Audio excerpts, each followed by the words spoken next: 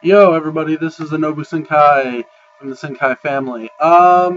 Anyways, so my first video, I was really nervous. I still am pretty nervous when it comes to these videos for the most part, but I'm trying to get over that. Anywho, I said I'd throw up some more videos today talking about the state of the gaming world and everything, and now I'm here to do that. So, for those who know, the Xbox One, the PS4, and Steam. No, I don't believe the Steam box is out yet. I'll have to go check my facts on that one. And the Wii U. These three systems will be out. The PS4 has been out since the 15th of November. The Wii U has been out since holiday of last year, back in 2012. It is now the end of 2013, November. And the Xbox is going to be out in the next 15 hours or something to that effect. Anyways, the state of where games are at and what exactly is going on. And this has a lot to do with, what developers want and what exactly that means for the consumers. Now, I'm not going to sit here and lie to you. I'm not going to sit here and BS you about, oh, well, everything is good, everything is dandy. Now, granted, things are looking up more than they were last year. I mean, last year, things got pretty heavy with the sequels. And this year is no different. There seems to be quite a few sequels. Things are still pretty bad. I don't hate sequels. I just don't like it when, in particular, franchises constantly have to keep going more instead of developing more interesting IPs or different IPs, giving new ideas thought and breath. Now, this year we got Assassin's Creed 4. They could have probably waited a couple more months for that, or at least a year or two. Battlefield 4. We got Call of Duty Ghost. We got so many to go by. Untold, I lost count how many Mario games we're up to now, but we got a new Mario World. We got a Zelda remake, which is really cool. Zelda's a great game and all, but it was definitely not what fans were expecting from what I understand. I mean, I think a lot of fans really just wanted a brand new Zelda for their brand new Wii U. Anyways, so yeah, we got a lot of sequels rolling in that really didn't need to be there. So as things are, I think developers, because we are going into a new generation, they are a little inclined to stay in their comfort zone of what they know they can do and sell, rather than taking the leap forward and trying to be able to make new things. I'm sorry about my speech and everything. I will apologize ahead of time. Sometimes it is kind of hard to hear me or understand me. But for those who can, yeah, I mean, with new technology and everything coming out, well, it's not really new technology. Actually, this technology has been out for quite some time if you go by PC standards. But we're not going by PC standards. We're talking about just gaming in general. And as far as console games go and home entertainment technology goes, this is not an everyday thing, that people will buy into. The Xbox 360, the PS3, the Wii, these were, these were, you know, basically gaming systems to begin with, but became media hubs. Now we have media hubs like the PS4 and the Xbox One and the Wii. Well, I don't know if the Wii U is considered one, but it's definitely considered a high quality console. And it can do Netflix, Hulu, etc., at really fast paces. I've seen demos of the PS4, back when E3 was around and everything, and then I saw the Xbox One and how fast they were supposedly going, just from their everyday thing. But then they started getting closer to launch, and suddenly that speed increased a lot. And I don't know if it's because, I'm going to assume it's because of the processing power that both consoles have. The Wii U I'm going to leave kind of out of this because Nintendo has publicly stated that they're not going against Sony or Microsoft in terms of next generation consoles. They know who their fan base is, they know what they want, so that's what they're going to go with. And that's perfectly fine. That is perfectly fine. But when you get into console gaming, Sony and Microsoft are who hold the, all the cards right now at the moment in a sense. I won't say it'll stay that way forever, but I will say that it is that way at the moment.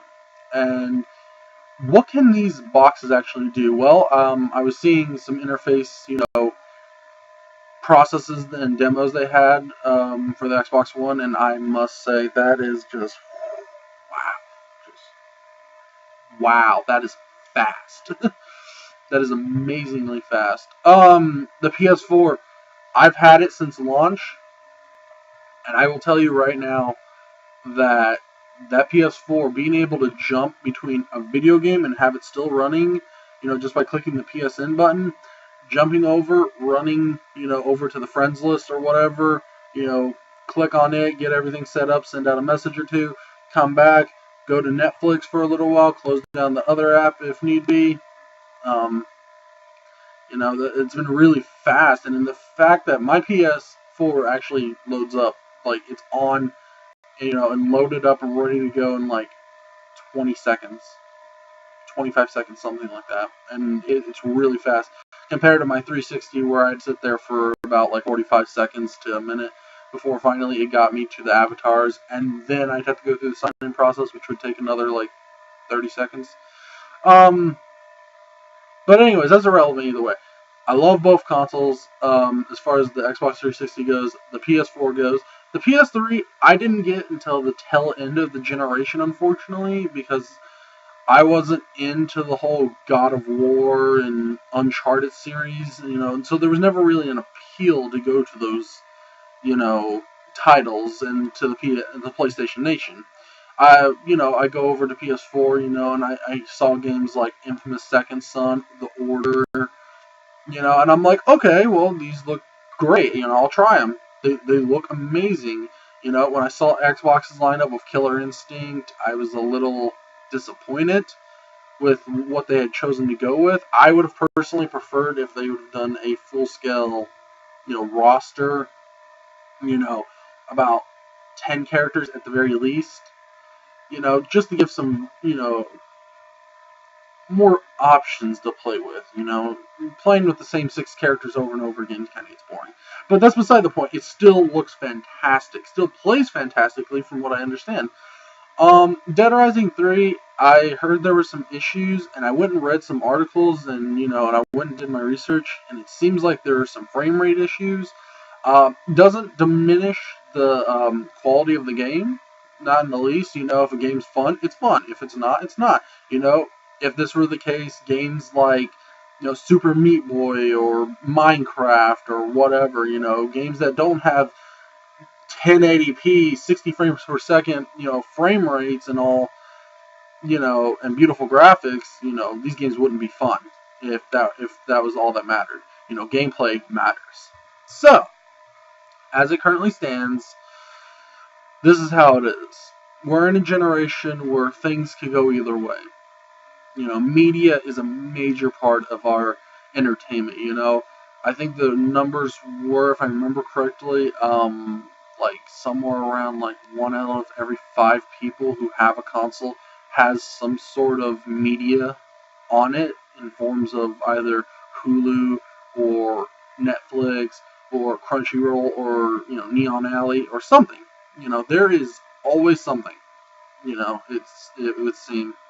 So, is that good? Yes, that's good. That is great publicity and great means to make these consoles better. Do they enhance your gaming experience? Probably not really. Not unless the game does something like what Defiance originally intended to do, which was make a TV series with it and kind of interact with one another, which never came to be. Unfortunately, it was really, really nice. I mean, they're still trying to go on, but it's not really going that well. But I know Xbox said that they're trying to get Halo going in that direction. which is awesome. Forward onto Dawn. I watched that when it was coming out, and as Machinima Live, I believe, or no, Machinima Prime, my bad, Prime, I believe, was uploading it. I watched it every single time. Even went out and got the little DVD, copy when it came out on sale. I was like, that's amazing. That was a great move for Halo. It definitely deserved that. That is, in my opinion, one of the best little mini-series that has ever been made. Web series. Let me phrase that. I don't want anybody being like, oh, you're completely wrong. Anyhow. But yeah, I mean, as it currently stands, these media hub consoles, are really getting the job done really well. And, I think the thing about it is, the more we play our games and the more we interact with our entertainment, the better things are going to get for these franchises that continually come out. Because we know they're not going to stop Assassin's Creed where they're at. They're not going to stop Battlefield where it's at. They are not going to stop Call of Duty probably for the next 5 years, maybe longer. Not when they have, what was it, Neversoft, Activision, or not Activision, sorry, Squaresoft, Infinity Ward, Treyarch, and I believe they said they added another studio on to help with the production. But anyways, they still have Infinity Ward and Treyarch, and those two alone, they can balance Call of Duty projects year after year for the next 10 years if they wanted to, and it would probably still sell, unfortunately, the way it does. Now, granted, can Call of Duty redeem itself?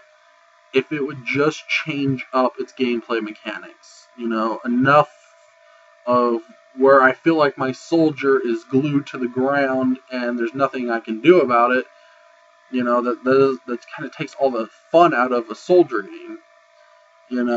That's one reason I loved Halo so much, because you felt like your character could do anything. And, to virtually a point, he probably could.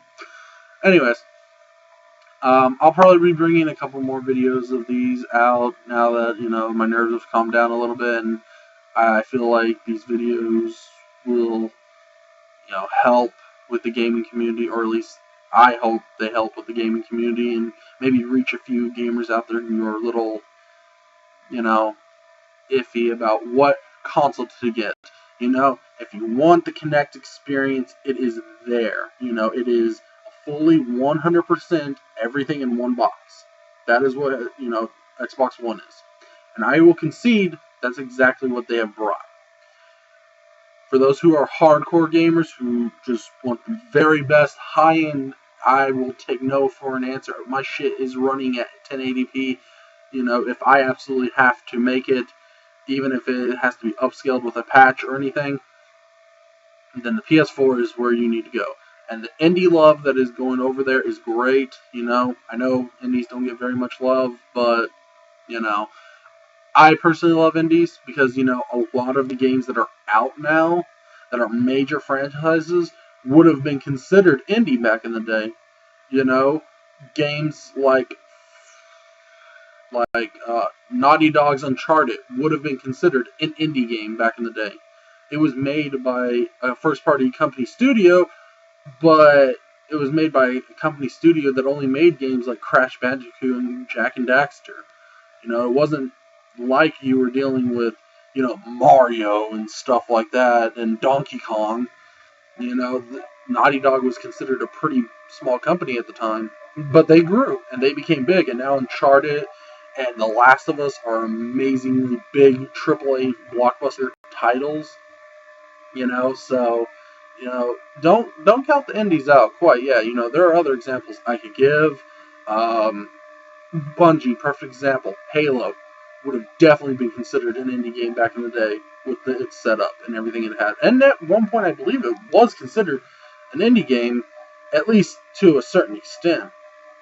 But it definitely would not be the, face of shooters for the 2000s era. Like, don't kid yourself. Yeah, Call of Duty, and there's a lot of other games, Call of Duty, Battlefield, All these games are great games in their own right. But let's face it, as far as console gaming goes, in your living room, it was Halo that changed that entire face. It was unheard of to hook up multiple consoles to a system and have a shootout with like multiple friends on two TVs. It was like you could only do that on PCs. So Halo revolutionized that. Let's get that straight. Now, granted, games have come out that have perfected the system, or at least to my extent of knowledge, I would consider them more perfected than others. Call of Duty had a pretty good system. They've been running it into the ground, but it still has a pretty good system that will still sell because of its great formula. That's all I can really say. I've been going on for like 15 minutes and too long. Anyways, so this is Anobu Senkai of the Senkai family, and I hope you guys have a great day. Game on, everyone, and have